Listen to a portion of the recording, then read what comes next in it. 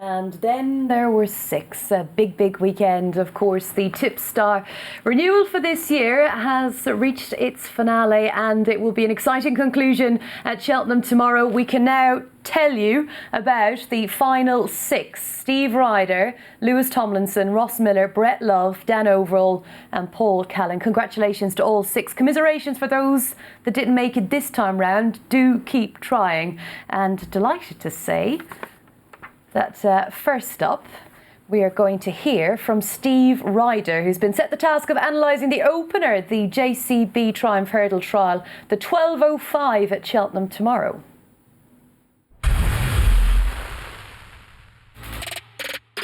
Steve Ryder here, previewing the 12:05 at Cheltenham, the JCB Triumph Trial Juvenile Hurdle, where my selection is Adagio at 7-4 for Tom Scudamore and David Pipe. Previous winners of this include Defi Desoy, Far West and Hargam, who went on to either win or place in the Triumph Hurdle at the festival in March.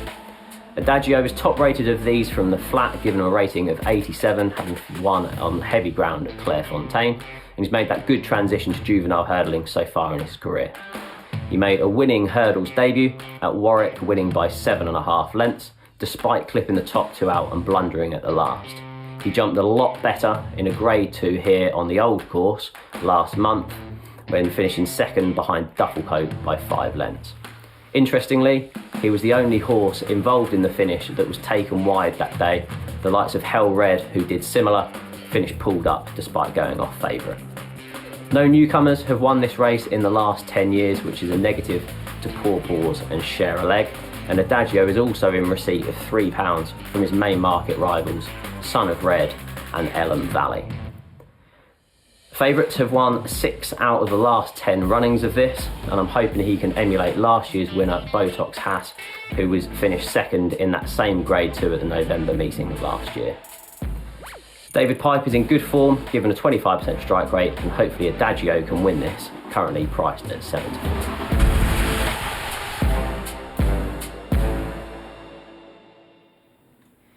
So we've heard it all about tomorrow, the selection, and let's find out a little bit more about Steve Ryder, because he joins us on the line.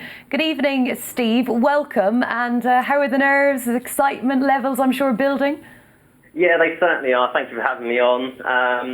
Excited. It was nice to see David Pipe have the winner of the first today with Make Me a Believer. So hopefully the stable continue in good form, and he can get the winner of the opener tomorrow. Yes, fingers crossed. And well, we heard all about your selection. Let's find out a little bit more about yourself, because I know you grew up in Newmarket, but your real passion and love for the sport was actually developed when you were probably skipping lectures at university.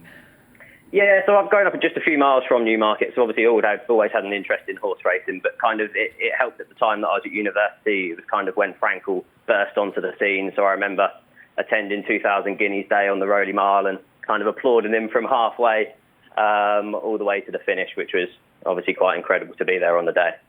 And also looking to your grandfather-in-law, because involvement at the age well over 80 now, and he's still involved with his studs. Obviously that probably plays a part for you as well. Yeah, it certainly does. It keeps him busy, bless him. At the age of 81. We've still got a few brood mares. We've got Choco Box now, who we're going to cover for the first season, who was a winner for Ed Vaughan a couple of years ago. And we've still got a couple in training and a couple that we bred that are still running, the likes of Pop the Court that finished second at Uttoxeter on Tuesday. So a little bit of interest to him to keep him busy, bless him. Okay, well, I know that you've hosted and produced racing podcasts, but this for you is I guess, an opportunity for so many of our Tipstar entrants this year. You want to do this for a living, right? Yeah, definitely. Obviously, for the last couple of years, I've hosted and produced the On the Hunt podcast, which I'm quite proud that we have kind of over 1,000 listeners a week. Also do sort of tipping articles and stuff like that, but there's nothing quite like being on a channel like Racing TV to you show yourself to the world, I guess. All right, well, you've definitely showed yourself to the world tonight and, of course, throughout the competition. And, Steve, the very best of luck for tomorrow. Thanks for joining us. Thank you ever so much. Cheers.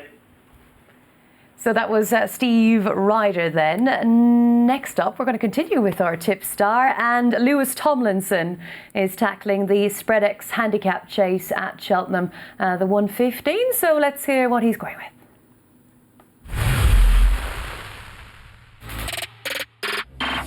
The 115 at Cheltenham's a competitive, good quality 2 mile handicap chase, and I think the market has it about right. I like the favourite here, Iblio, for Venetia Williams and Charlie Deutsch. He did really well as a novice last season, winning his first 2 starts, including a level weights beating of the 132 rated Fanzio from the Richard Hobson yard at Huntingdon, and then at that same course he was beaten by Canelo, giving that one £6.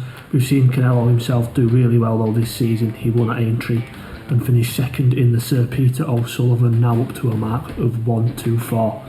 Iblio himself has already had a spin this season. He was just nabbed on the line by the progressive Amula Gold from the Dan Skelton yard at Ascot on his seasonal reappearance, a pair of them pulling well clear of the third, and that form has been boosted since Amula Gold was narrowly denied in his hat-trick bid by First Flow over the same course and distance last time out, and has been raised another £6 to 143.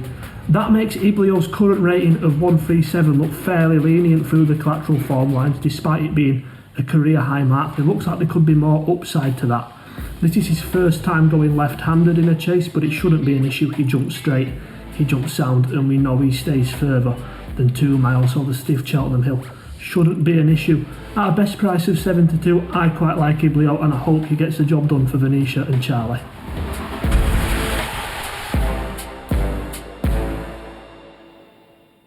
And now an opportunity to meet our second finalist of Tipstar, and Lewis Tomlinson joins us on the line. Lewis, I know that you entered this thinking that it would be a little bit of fun. Now you've got a serious chance and things are getting real serious tomorrow at Cheltenham. How are you doing? Yeah, I'm good, Rachel. How are you? Excellent, really good. And I know that you've worked with Timeform, with Chester Racecourse as well. I'm quite interested, your work with Timeform. Did you specialise with both codes, flat jumps? Have you got a favourite? I'd say I'm a jumps man more than anything. I started out really when I was 16 working on the courses, just selling the race cards, starting right at the bottom as a Saturday job, but it took me, to Chester. I've seen Chester Cups and E-Balls and St Ledgers just from doing that, but I've always had a big interest in racing, and then when the opportunity came to have a bit of work in the editorial department, I took it up, and it were really fun. Just kind of went from getting my foot in the door to getting to meet some really interesting people and getting some really good experience with such a respected organisation. And you talk about getting your foot in the door, and well, maybe an opportunity to get your both feet in other doors, obviously with Cheltenham tomorrow. I know that you're a big fan of Cheltenham, so is that your favourite course, and did you find your selection quite easy for tomorrow? Yeah, I love Cheltenham. I went to the festival for the first time last year, and it was like nothing I'd ever seen before, proper top class racing, and it's just as special every time there's a Cheltenham meeting. And yeah, I guess it's a really, really tight race, the 115 tomorrow. I have sided with the favourite, and I do think the market has it about right. I think that the second Tav Zanzer's probably the biggest danger. I was with him when he won at Newbury on his last start, and he did really well, bounded clear. The race kind of fell apart around him, but I think the £7 rise he's got's fair. So, there are serious threats really to my selection, but I think he's the one for me. I think he's got a decent chance at the prices, and I'd like to really come up with a bit more of an interesting swing than siding with the favourite, but I'm here to pick a winner, and I think it will be Iblio. Okay, right. Well, Lewis, we wish you the very best of luck, and congratulations for making it to the final. Delighted for you. Thanks a lot, Rachel. Lewis Tomlinson then, that's Tipstar number 2. We're going to go to Tipstar number 3 and looking to another handicap chase, looking at 150 tomorrow, and that is the Caspian Caviar Gold Cup. So whether it was the short throw, we don't know. We'll find out more from Ross Miller.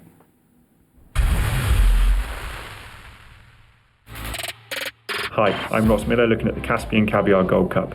The market's headed by Master Tommy Tucker, an impressive winner of his last 2 races, but I just can't have him.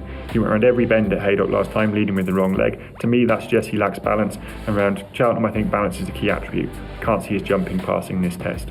Cool Cody and Al Dancer finished 1st and 3rd over course and distance back in November. Cool Cody running out a 4-length winner on that occasion. He was, however, given an excellent tactical ride and arguably got quite a soft lead up front. I'm not sure he's guaranteed to get that this time. Al Dancer looked to get outpaced turning in before rallying strongly up the hill.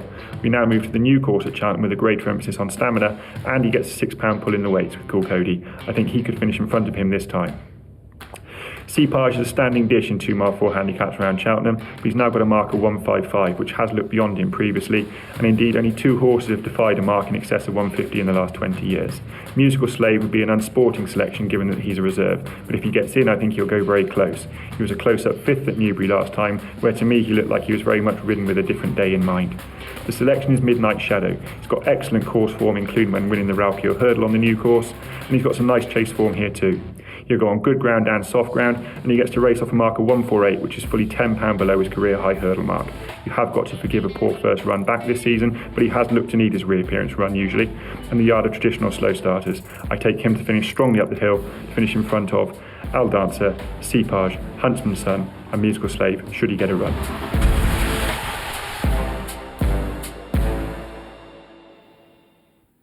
So that was Ross Miller looking at the Caspian Caviar Gold Cup, which will be watching with us here on Racing TV from Cheltenham, and Ross joins us on the line. Good evening, Ross.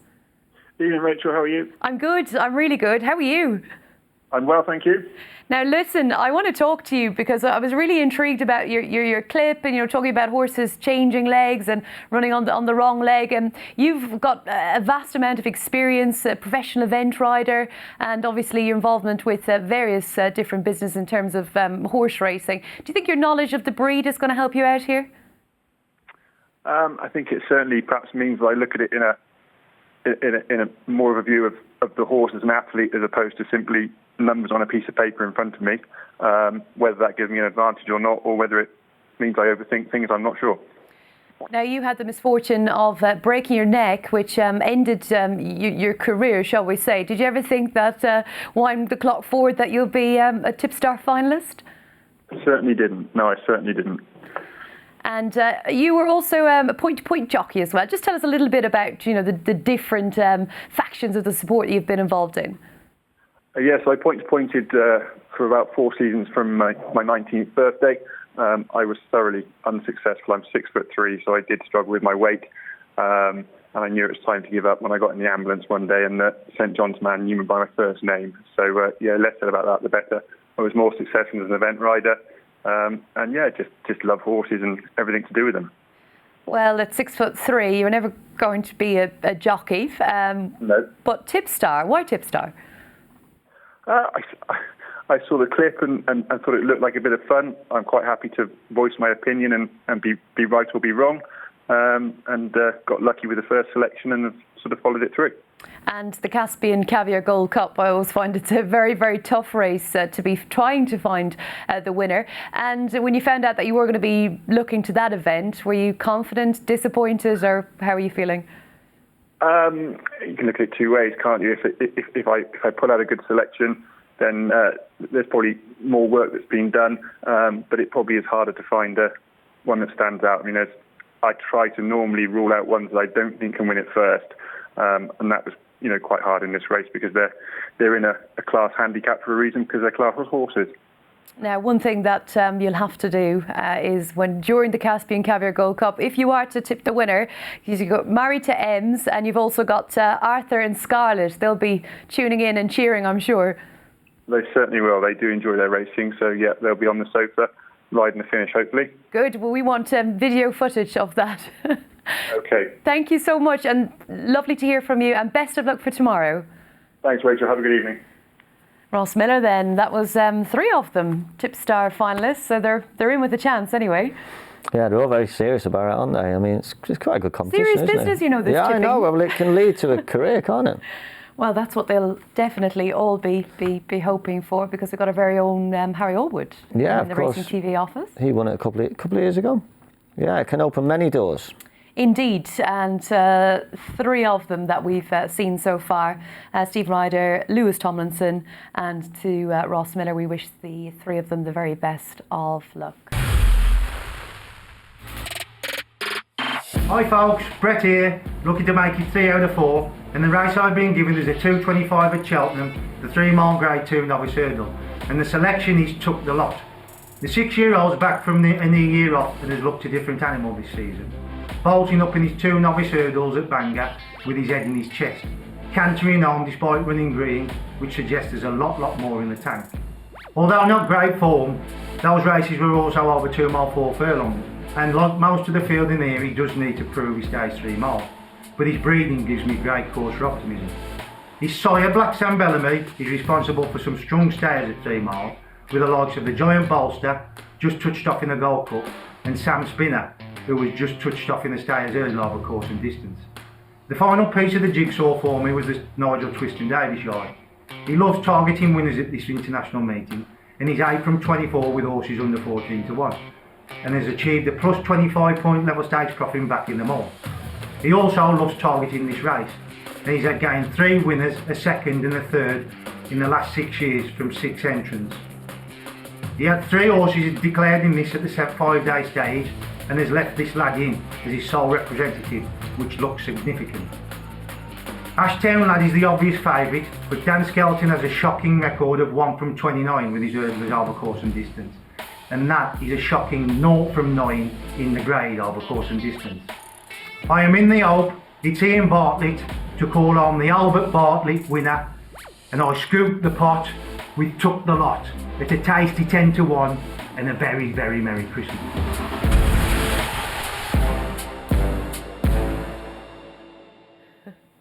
Definitely one of the more entertaining videos, I think it's fair to say. He's got the Wonga and he's definitely in the festive period, let's say. Hello to Brett, he joins us on the line. Good evening, Brett.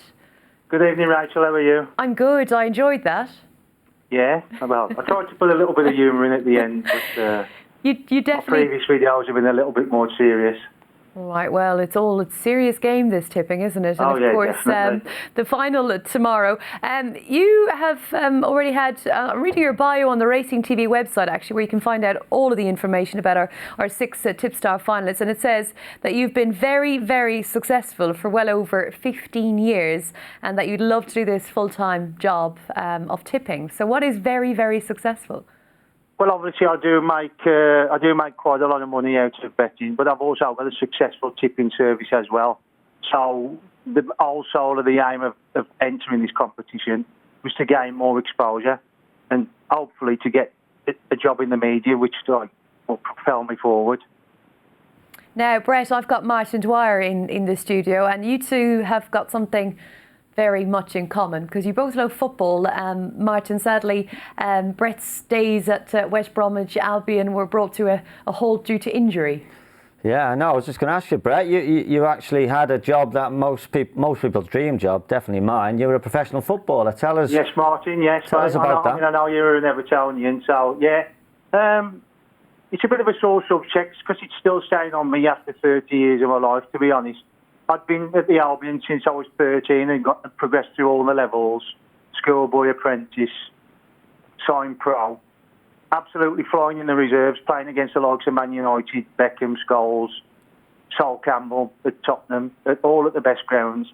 And then I suffered a freak accident in the school. I slipped on some water and shattered my ankle, and it was the time Shearer did his cruciate ligament, and I was out for 9 months. And then the timing of events conspired against me because a change of manager, and I never really had a chance to come back.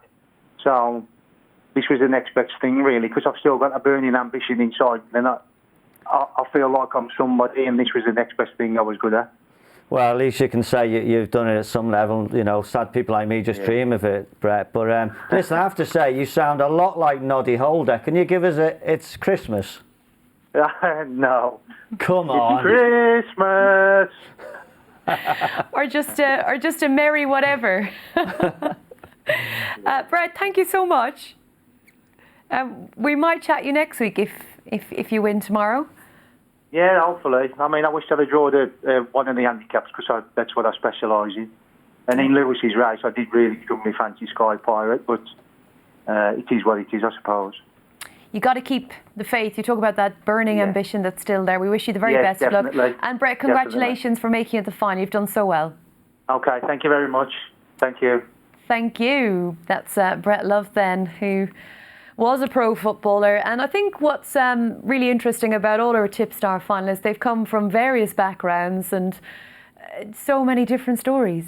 Yeah, I know, and they're putting a lot into it, aren't they? And like Brett says there, he's still got burning ambition, and it's a massive achievement to win it, isn't it? I mean, a lot goes into it. I mean, we're struggling along with our 10 to follow. More on that later in the show. Now, we are going to take a look at Dan Overall's selection for one of the races tomorrow at Cheltenham, and he, of course, made the final.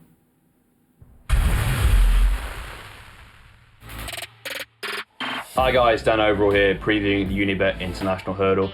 This is a fascinating renewal, and it's attracted its largest field size in over 40 years. At the head of the market, you have Goshen, the exciting juvenile of last term, looking to prove he's up to champion hurdle standard against a host of proven graded performers. One thing's for sure, and that's that we're going to get plenty of pace on, with Song for Someone and Stormy Island both being confirmed front runners, while Goshen also likes to get on with things. Gary Moore's been quite bullish in the build-up to this race about Goshen, saying he's the best horse he's ever trained, and despite that, I'm willing to take him on at the prices. History is littered with a bunch of ex-juveniles who failed to make the grade in open company, and recent examples in this race alone include Peace & Co and Pentland Hills last season. I'd also be concerned by the fact that Goshen missed his 2 intended earlier starts this season, and his 2 flat runs did leave something to be desired. His 9 rivals average 18 starts over hurdles, so they're much more known quantities, and the one I like in opposition is Silver Streak, who looked as good as ever when beating Verdana Blue at Kempton 2 starts ago under her ideal conditions, and was unfortunately carried out at the fighting 5th last time out by Not So Sleepy. He was only beaten 5 lengths by Patent in the Christmas hurdle last year, and his run in the Champion Hurdle 2020 was actually quite promising, considering he made numerous jumping mistakes, but he stayed on quite nicely on ground softer than ideal into 6th. His last 4 starts outside Grade 1 company resulted in 2 wins and 2 seconds, and Adam Wedge getting back in the saddle is a massive plus. He's only 7 years old, and I think he might just be approaching the peak of his career, and in what looks quite an open race, I think he's the best option. Good luck with your selections.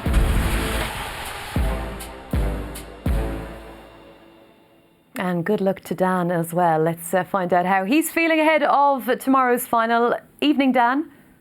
Hi, Rachel. How are you? I'm good. How are you? Yeah, not too bad, thank you. The nerves are starting to kick in a bit, but all good for the moment. Yeah, that's what we need. We need a bit of nerves because it's quite a big thing, isn't it? And you've done so well to make the final. What was the main reason for entering? Because I know that you've kind of always wanted to go down this path. Oh yeah, I mean, I've been tipping on Twitter for a couple of years now, although probably not in the serious manner that some of the other guys in this competition have been, but it just seemed a great opportunity, really. I mean, I've done some video previews in the past, and it just seemed a great chance to potentially get a bit more exposure, and who knows where an opportunity like this may lead. Well, that's exactly it, isn't it? If you don't shoot, you won't score. Now, tell me, how did you get involved in racing, and where did the love come from? It's quite a humble beginning, really. I mean, my granddad's a Saturday punter and loves a big field handicap. My stepdad used to go to Cheltenham quite regularly. I guess the passion grew from, my early teens, where I was just more of a observer and a casual fan. But throughout university, my interest in the sport continued to grow.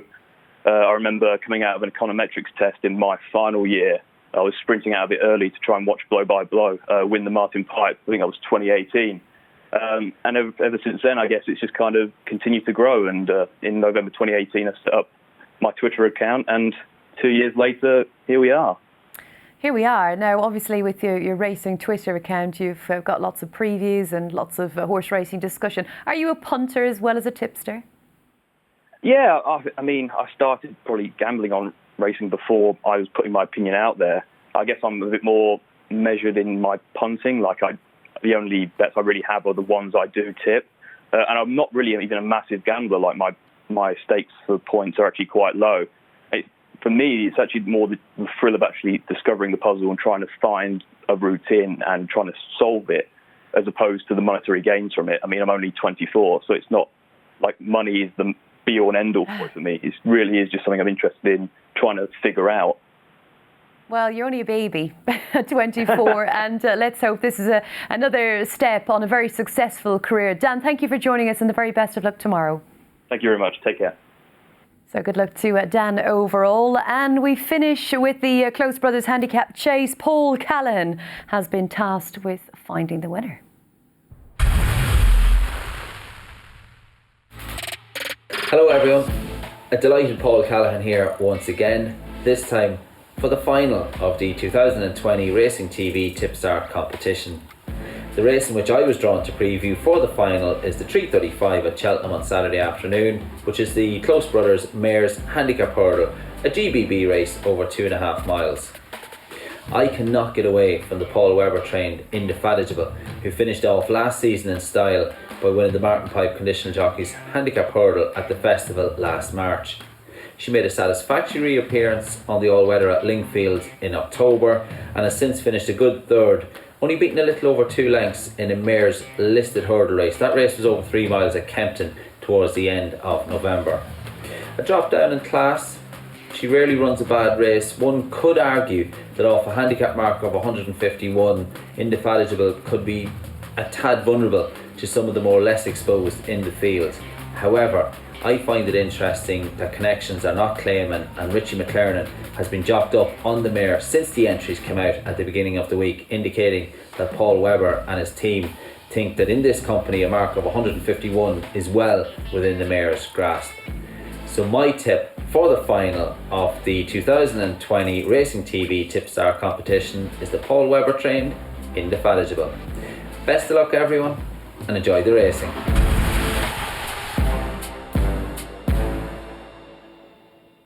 Oh, we definitely will, and you'll be joining us with us here on Racing TV from Cheltenham tomorrow. And on the line now is Paul Callaghan. Evening, Paul.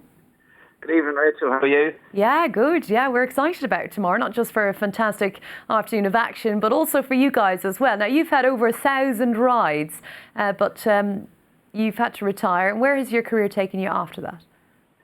Yeah, career's taken me. I came back here to Ireland and initially wasn't too sure what was going to happen, but thankfully I applied for a job with Boyle Sports, one of Ireland's largest independent bookmakers, and got accepted. I started off in retail as a cashier, graduated to as a deputy manager, and then an opportunity came up a little over 2 years ago as a sports broadcaster in the studio, and I applied for that, and thankfully it all kind of fell into place. I got accepted, and I'm working as a full-time broadcaster now for Boyle Sports. Fantastic, Paul. And you've ridden for some list of famous, successful heroes of horse racing in terms of trainers, and you've sat on some pretty decent horses as well. Tell us about some of them. Yeah, I must have had a very good age around them times. Either that or there was a big church. I started off, I finished the Leaving Cert, and when I was 17, I was in England 3 days after the Leaving Cert. I had a job organised with Tom George, so I joined Tom as an amateur and had 3 wonderful seasons there. Sat on some fantastic horses, learned plenty. Was involved with Galileo, the Polish version, who won what was the Royal and Sun Alliance hurdle over 2.5 miles. Then unfortunately picked up an injury and he ran in the Stairs hurdle. I think he didn't run for about a year after that victory at Cheltenham. He ran in the Stairs hurdle that was won by Irish's Gift. Opportunities just dried up with Tom, and I was very fortunate. I grew up supporting Newcastle, still support Newcastle United, and after a chance meeting at the races with Howard Johnson, I managed to pick up a ride on a horse on the 30th of March, I think it was 2004, a horse called Kathmandu, Julia Blythe. He was well supported, and I carried the colours of Terry McDermott and Alan Shearer, and couldn't believe it. Wow.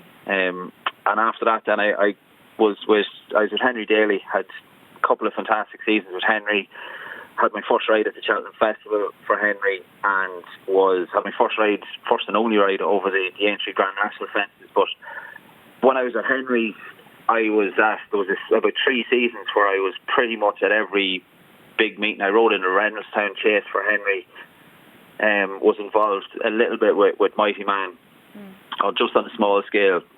Melanie used to look after him, kind of worked on a part-time basis then with Henry, so I kind of fell into looking after Mighty Man. But some of the other horses I was involved with was the likes of English Dreamer, who won 3 world hurdles, and we had Grey Abbey as well. Had just got to sit in him once. Ross Berry, who used to ride him out, I think was on holidays. But sat on some fantastic horses. I also spent 3 summers when the national hunt season was quiet right now for Mark Johnson, and I got to sit on the likes of Drumfire and of course Monterosso as 2-year-olds, and Monterosso went on to win the Dubai World Cup in 2012 under Mikel Barcelona. So Yeah, definitely learned. Met plenty of characters, and I bet. It's a wonderful sport. It sure is, and you've had a wonderful journey in it, and the fact that you were ready to roll pretty much 3 days after the Leaving Cert. You've ridden at the Galway Festival, the Cheltenham Festival. You mentioned some of those brilliant horses. What would it mean to you to win the Tipstar competition? It would mean a lot. It's pretty much like the Cheltenham Festival or the big races on a Saturday. It's where I want to be. I grew up, as I said, before I started primary. I'm not from a racing family, but my father is an avid follower of the sport. And when I started primary school, I knew I wanted to be a jockey. When we went racing, my father used to go to the races, and to me the jockeys were like gladiators. And it's like, I'm 37 now. All I ever wanted to be was a jockey. Thankfully, I lived that dream, and I'm still involved in the sport to some extent, and I absolutely love it. So at the minute, it would mean everything. All right. Well, Paul, we wish you the very best of luck, and thanks for taking the time to join us here this evening. Brilliant, Ryder. Thanks, Ryder. Thanks very much. No worries. That was Paul Callan. So there, the Super 6 for the Tipstar final. The big conclusion, of course, coming from Cheltenham tomorrow, where we'll be crowning the winners. They chase that £1,000 prize, but so much more on the line as well.